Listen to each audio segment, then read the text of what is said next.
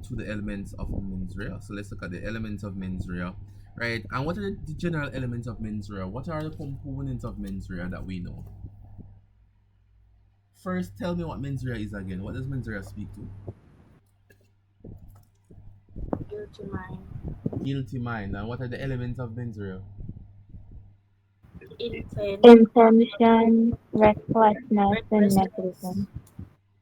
Okay, so we're here intention, right? So I don't want anybody to really be speaking over each other, right? So in the event that you want to just unmute and say something or discuss something or ask something, you just raise it, right? So we have four rather, right? We have we have intention, which is specific or oblique. We have recklessness, negligence, and blameless inadvertence, right? Lovely. Strict liability isn't necessarily a element, but it's a topic that we'll look at under the lack of mens rea or crimes that require no mens rea, right? So underneath it, right, under blameless inadvertence or after blameless inadvertence, we'll discuss strict liability and transferred malice, which are technically not key elements, right? They are parts of understanding mens rea and the lack of mens rea, right? But they're not necessarily the elements. The key elements would be intention, recklessness, negligence, and blameless inadvertence, right? But strict liability and transferred malice will be under this. So intent, it can be specific or oblique. Define specific and oblique intent. What are the differences between specific and oblique intent? You can give like a scenario if you want. Go ahead. Sir, the oblique potent, it covers the situation where the consequence is foreseen by the defendant, and although it is not desired, the defendant still goes ahead and do his action anyway. Mm-hmm. And the specific intent is where the consequence of the person is actually desired.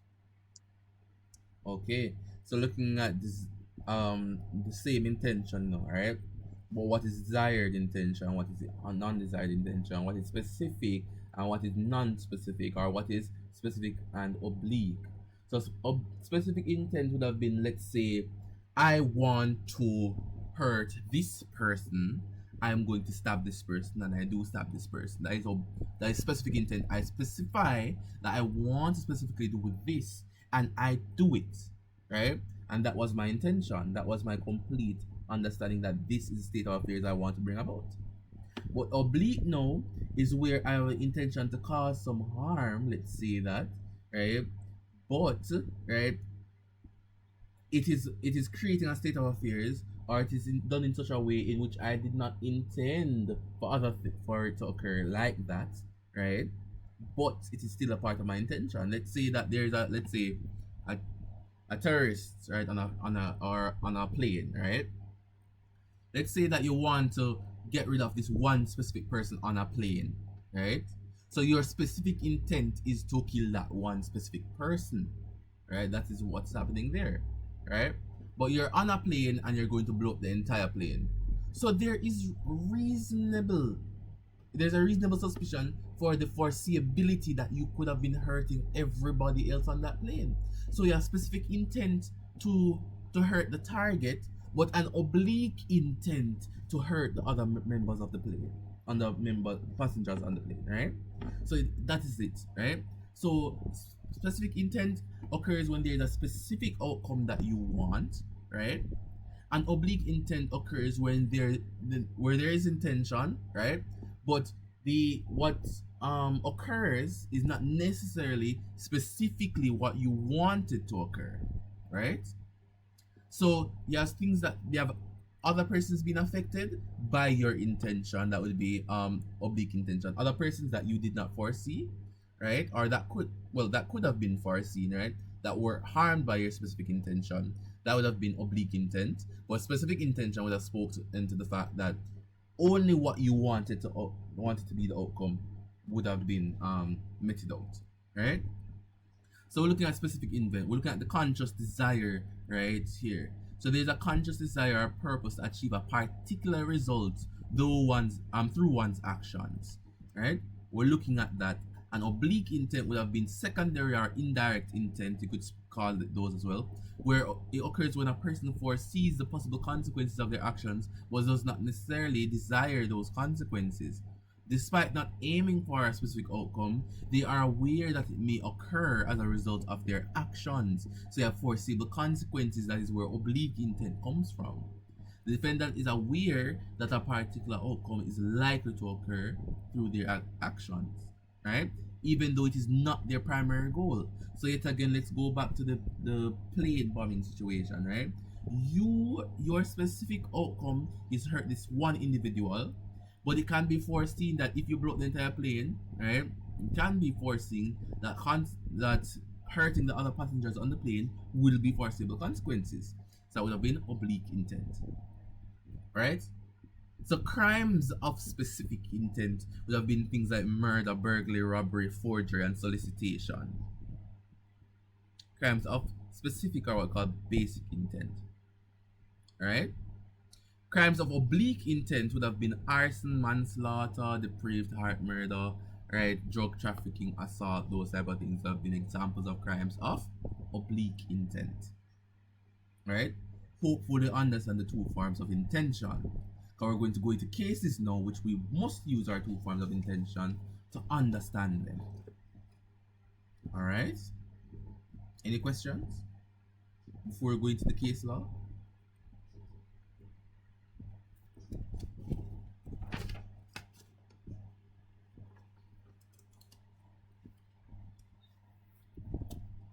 All right, so let's go. The case law here, we have Hyman v. DPP is the first case that stands out here. What occurred in Hyman v. DPP 1975? Go ahead.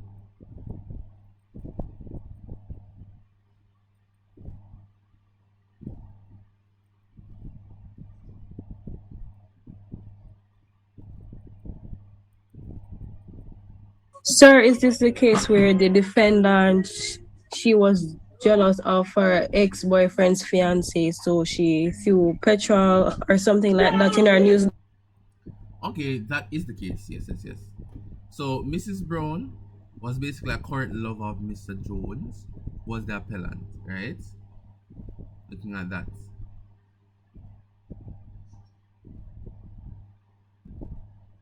So he was Mrs. Jones was actually discarded by Mr. Jones, alright? So the appellant set fire to Mrs. Brown's house.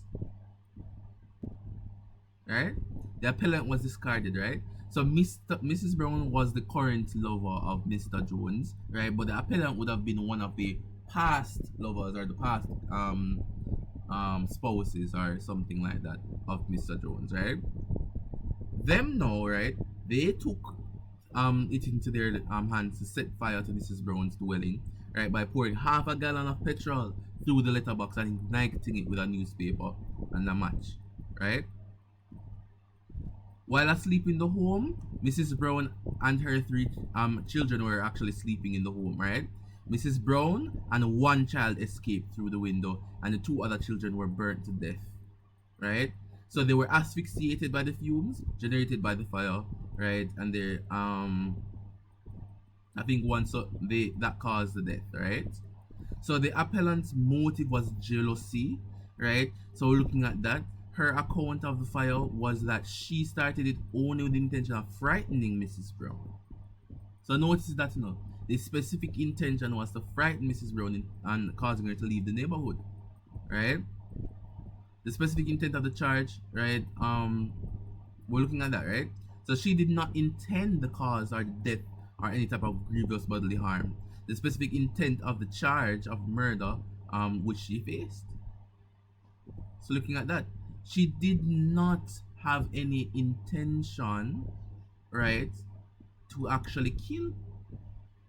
So beyond all reasonable doubt, the accused intended what we're talking about, the judge, right? The trial judge stated that beyond any all reasonable doubt, the accused actually intended to kill or do something serious to Mrs. Brown, which was the mother of the deceased. Why would we say that? Because even though there wasn't a specific intention, there was oblique intention. The reasonable man could have foreseen that setting a fire to a house could have caused death or grievous bodily harm. Yes, it was her specific intention to actually scare Mrs. Brown. But you light a fire to an entire house and you think that is the only thing that may occur? No, right? There was oblique intention, right? So we're looking at that there, and that could have led in to the actual intent to kill, right? There was an appeal, however, and the appeal was dismissed. It was confirmed that the mens rea of murder, which is a malice aforethought, expressed or implied, was actually there. The malice speaks to the intent to kill, while implied malice means with intent to do serious bodily harm. So that was actually there. So we're looking at that. This is actually one of the locus classicus, or one of the main cases that we look at for murder. And we will look at it again when we talk about murder. Alright? So this case specifically states out what murder, what the malice, not the malice of a thought, but the mens rea of a murder is, right? So she committed the mens rea of a murder here. The malice of a thought, right?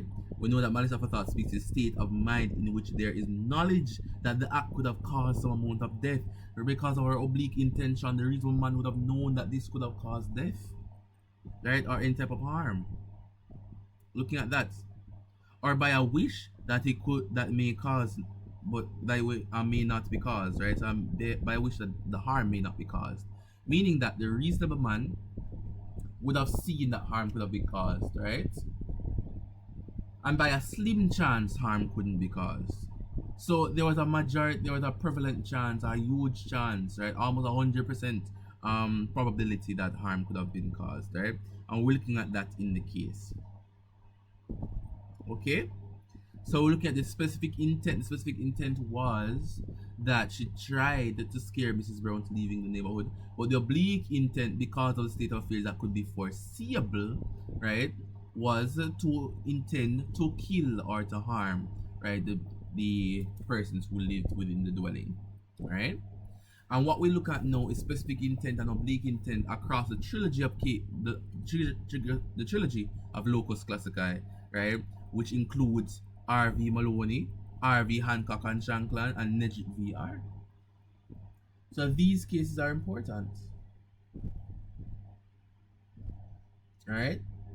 So these three cases are important. What occurred in R.V. Maloney? Anybody knows this case? Sir, Go ahead. this was Malome stepfather challenged him to see who could load a shotgun faster. Malome won, but his father like the man tell him same coward, so he pull the trigger, and in response, the trigger knock off him father head. Mhm. Okay, so he shot his father in the head with a shotgun, right? But the victim was very drunk, that's important to remember, right? So the appellant claimed that he did not intend to hinder his stepfather. No, tell me now. No, to be very serious, right? Stop. In all fairness, you aim a shotgun at your stepfather's head and you pull the trigger, and you did not intend to harm him. Who would actually go into court and say that? That does not make any sense, right? There was Sir, complete isn't this intention. called something in murder? Like when you wait name the defendant to them. What are some of they call? So you don't know what me attack. Well, no, you have to give me more Alright, so words. it's like Mm-hmm. you push the you push the defendant. So like Or you you know mean the like thin skull principle? repeat. The thin skull principle, the eggshell principle? I think I'm not think of that, sir, but it's like you push the something to the Provocation? provocation. That, Oh sir, is boy. it? Could you say that is in this one or no? Not necessarily. Okay, just asking. Because okay, the thing is, no, those defenses require a look and analysis of the reasonable man, right? If you and your stepfather, right, two big people is in a competition, and your stepfather won, right? That couldn't cause the reasonable man to actually aim the gun at the person's head and shoot. No. That don't make no sense, right? So the thing is, no, his entire defense is that, oh, I did not intend to hurt him. What kind of defense is that? Right? There was complete intent. The ordinary course of events, right, and consequences was natural in the sense that, right, well, it was basically natural, right? The ordinary course of events and certain act will lead to a certain consequences, right? Certain consequences unless something unexpected supervenes to prevent it, right? We're looking at that fact, right? That there was a natural and understandable and most importantly foreseeable consequence that if you hold the shotgun to him head and you pull the trigger, him a go dead, right? It was most definitely foreseeable, right? Whether or not in the time when he was drunk, whether or not he intended while intoxicated, right? Whether or not he intended it, right? It was most definitely some form of intent, at least oblique intent to hurt him, right? Right? So we have that there. Wasn't there a bottle on his head? Was there a bottle on his head that he was trying to shoot? There was an argument that was actually started, right? If the argument is over whether or not he could shoot the bottle, probably, right? But as I said, many of the case summaries that we have contain different pieces of information. So the different case summaries that we look at may contain different pieces of information. We'd have to read the entire cases, and cases are usually like 20 pages long, 5 to 20 pages long, right? So we'll just use summaries. So it could have been there, but what we're looking at is the facts that what the case summaries really look at is the facts that matter, right, to the case, right? So looking at the main facts of the case. All right. For RV Hancock and Shanklin, no, 1986. What happened here? They were on strike on top of a bridge and they threw blocks down onto the road where traffic was, and a taximan died and a child was harmed. And Right. the test was whether the foreseeability and the probability. Okay. So we're looking at the test as well, right? So in Hancock v Shanklin, right, there were some two miners. They were on strike, right, and they were pushing these blocks off of the bridge, right, into the lane below, into the road below, and it actually um killed a taxi driver and harmed some of the passengers, right? So we're looking at that there. The trial, right? There was a trial for murder, of course, and the judge carefully allowed Maloney's guidelines, right? Notice, what we use in Maloney, right? To direct the jury that they might convict, right, if the jury was seen that there was a natural consequence, right, of the accused action, right.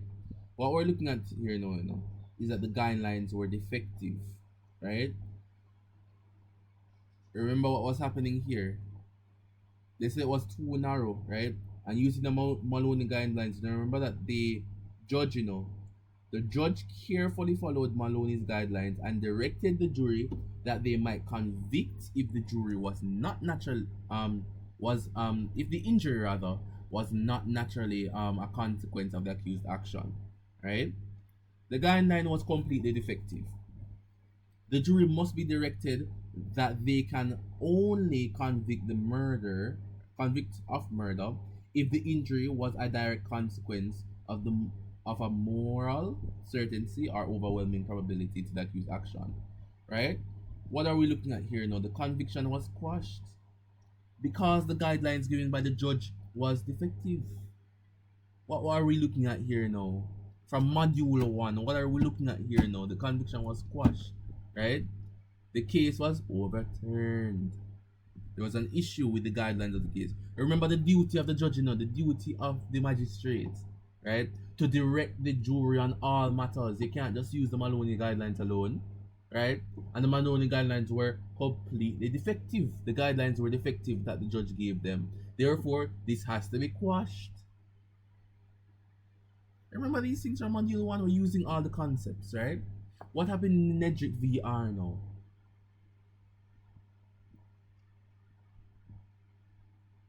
The Nedrick VR was very similar with the letterbox, right? It was a very similar case, right? A letterbox was set alight, leading a trail of fire to the house, and a child died, right? And Nedrick was convicted of murder for that child, right? What they use now is the Hyman case. Because it was so similar, they used the Hyman case, right? And they were looking at two specific necessities of intent. What were the questions? The questions were how probable was the consequence which resulted in the act? How probable was it?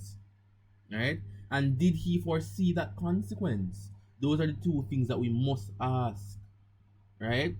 How probable was the consequence, right? Like the house of fire, how consequence, right? So the virtual certainty, how certain, right, was the consequence, right? And did the person foresee that this consequence could have occurred? We're looking at those different things, right? If the jury would be satisfied that he recognized, right, that the death or grievous bodily harm was virtually certain, then that is a fact, right, from which they may find easy to infer the intention to kill or to do grievous bodily harm. So we're looking at the intentions there through virtual certainty and whether or not the person could see that this outcome was certain, right? What we're looking at, all of these cases are just discussing intent. All the cases are just for intent, right? So these cases are what we use to distinguish between specific and oblique intent, or just look at general intent, right? The mens rea. Now we're looking at recklessness, subjective versus objective recklessness.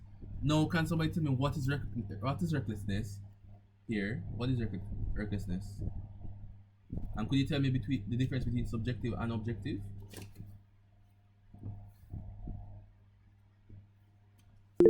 Go ahead. Local cases are taken an unjustified risk, and the subjective recklessness is where the defendant knows the risk but is willing to take it deliberately.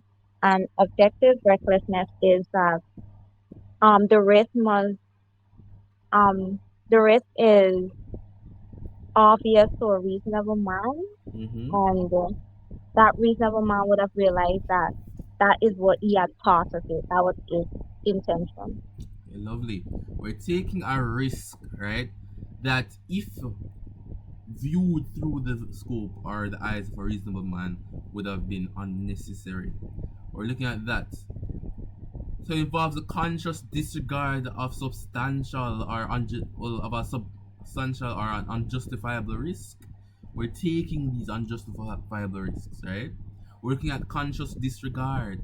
The defendant recognizes the risk but proceeds regardless, showing a blatant disregard for the safety of others, right? And for subjective recklessness now, right? Where it is also called Cunningham recklessness, and that's because its names come from the locus classicus R.V. Cunningham. It focuses on the state of mind of the defendant at the time of the offense, and it considers whether or not the defendant oversaw the risk, right, of their actions and proceeded anyway, demonstrating a disregard for potential consequences. R.V. Cunningham is a locus classicus as it states explicitly within the obiter dictum, right? That the definition of subjective recklessness, right? So what happened in R.V. Cunningham? Could anybody tell me that?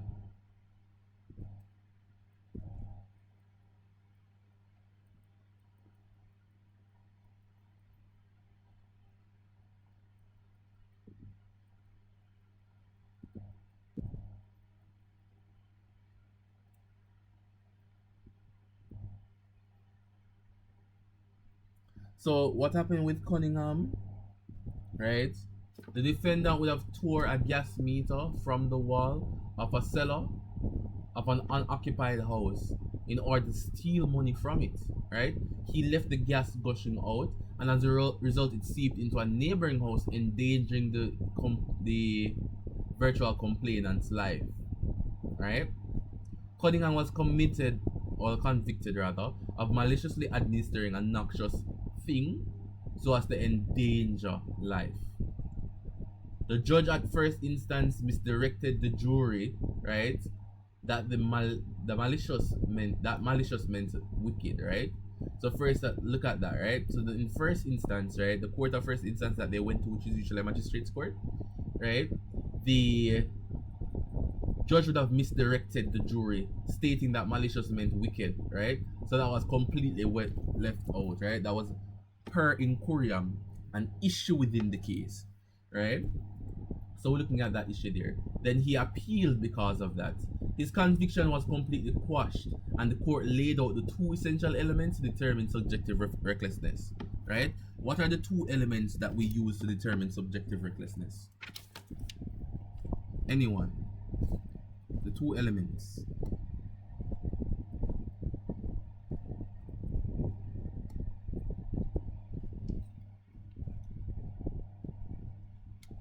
The first element would have been, go ahead. Can one element be that the defendant knows the risk?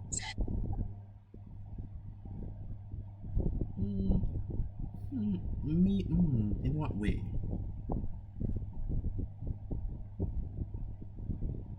I mean, that would add to the That recklessness, no? Go ahead. no, never mind, sir. You go ahead. That would add to it, So the accused demonstrated an actual intention to do a particular kind of crime that in fact was done. That is so specific, Miss Russell. That is so specific. Alright. Or we could say that the accused actually demonstrated some amount of recklessness or sufficient recklessness, right? So the accused must have shown some amount of recklessness, right? As to whether the harm, right, that was actually done should occur or not. So we're looking at those type of stuff, right? We're looking at the demonstrable recklessness, right? Or that the defendant would have demonstrated recklessness, right? So looking at the actual intention, and then we're looking at the recklessness. So we're looking at those two things. So objective recklessness though is different now. We're looking at it and it's called Caldwell recklessness, right? Focuses on whether a reasonable man in the defendant's position would have recognized and appreciated the risk, right? So here is very subjective. So we're looking at the situation, right? But over here now we're looking at the objective situation, the reasonable man overall. We're looking at R.V. Caldwell 1982, which was overruled in 2003, but we're gonna be looking at it anyways. Alright, R.V. Caldwell, 1982. What occurred in this case? So, sir, basically, the defendant he was drinking and then he got drunk, right? And he returned to the hotel and set it on fire, where there were like 10 persons in there 10. at the time. So like, yeah, but Okay. Alright. And okay, so 10 persons were in there. The fire was really found and distinguished before any real harm could take place. And Lord Diplock was the person who set out Caldwell recklessness, right? So the accused is objectively reckless, right? When two things, right? When he does not act in fact when he doesn't act, right? Which in fact creates an obvious risk that property would be destroyed or damaged. Or the accused, when he does the act, either has not given any thought to it, right? So the possibility of the outcomes, right? Or has recognized that there was some risk involved and has nevertheless gone into doing it, right? So we're looking at that, right? So it's whether or not, right, we're looking at here that the person is objectively reckless, right? If they know that there's an obvious risk, right? Does an act that actually creates obvious risk, right? So they have to do the actus reus, they have to commit the act that causes the obvious risk. And if they have the mens rea, meaning that they would have actually thought about it, right? Well, actually not thought about it, have not given any thought to the possibility of the outcome, or actually recognized the thought and still did it nevertheless, right? So it's still a recklessness there, right? You knew it was going to cause an issue, right? Or you didn't even think about the issue that it would cause and you did it anyways. So those cases here, we could look at R.V. Spratt, R.V. Savage, and R.V. Paramento, right? These are the cases under objective recklessness, right? We could look at RV Paramento as an example, right? For RV Paramento, we know that there would have been an injury happening, right? So the accused have injured a child, right? His child, right? By rough handling generally, right? And he was convicted with unlawfully, right, and maliciously causing grievous bodily harm to his infant son over a period of time. In his defense, Paramento said that he was not aware that his matter of handling the child would have resulted in injuries caused, right? So looking at that, so we're looking at the fact that it was substituted for a lesser charge, right? So looking at whether or not they are aware of these things, right? If you're aware and you still do it, it would be reckless, right? It could be subjectively reckless or objectively reckless. If it's a specific situation, then we will have to look at subjective recklessness, right? If it's objective, right, that means that we're looking from the perspective of the reasonable man. For negligence now, we're looking at what connotates gross negligence. We're looking at failure to exercise care or failure to do an act or failure or any type of breach of duty of care, right? So the breach of your duty is negligence, right? And the main cases that we use for negligence is probably RV Adomarco, that is still negligence, right? We also have RV Gibson and Proctor, which is also negligence, right? So you could speak about the negligence coming from the different cases within omission, right? Because negligence really come from omission. Now we're looking at whether or not we intended to neglect, okay? And blameless inadvertence really speaks to a situation, right, that occurs when an individual commits an act without any fault or culpable mental state. The action is unintentional and the person lacks the awareness or intent. So looking at blameless inadvertence, right? You honestly never knew that this was an issue, right? It's not that you didn't know the law, but you didn't know that your actions would have bring about a criminal consequence, right? You honestly just never knew, right? So it's different. So it's the absence of fault. So the individual actions are accidental, right? Lacking any element of intention, recklessness, or negligence. Negligence. So if you don't see any element of intention, recklessness, or negligence, then it could be blameless inadvertence, right? So looking at that, so the person is blameless. Okay. Two cases here are R versus Mizir and another Trinidad and Tobago case 1984 and the Director of Public Prosecution versus Lynch, Jamaica in 2013. Right? So these two cases can be used. Alright? So we're gonna go at strict liability now. Are there any questions or concerns before we move on to strict liability?